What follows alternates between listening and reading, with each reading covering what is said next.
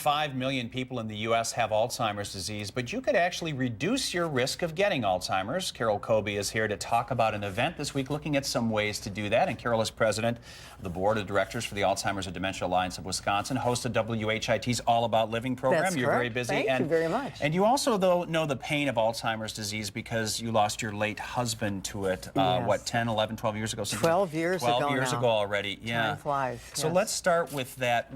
How do you describe to people what it's like to watch a loved one go through Alzheimer's disease? Well, first of all, you never think it's going to happen to you, and then it does. That's true with any condition. But it was just terrible because at the end, first you lose the person and then they die, and you watch a person just disappear and fade away from you during this process, and it's a terrible, terrible thing.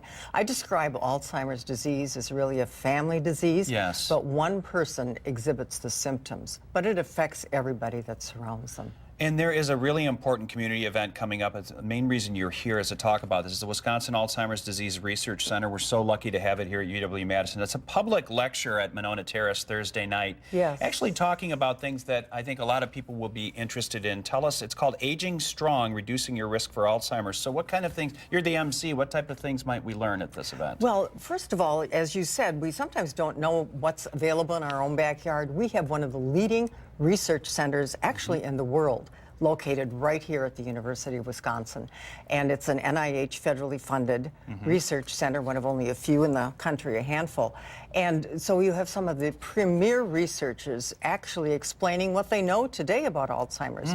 There are no really effective treatments to slow the disease, and there isn't any cure, but they do know things, and they're learning more and more about what we can do to either manage the symptoms or possibly prevent it by healthy living. And we're going to find out more about that Thursday at this free event. Yes, It's from the these top researchers, right, yes. Right, yes. So it's great. It's free, open to the public. You don't need to RSVP or anything like that. So check that out. And one line, we got about 15 seconds. The Alzheimer's and Dementia Alliance of Wisconsin, you're president of the board. How can that organization, that nonprofit, help people who are going through things like you went through 12 years ago? Don't go through Alzheimer's alone.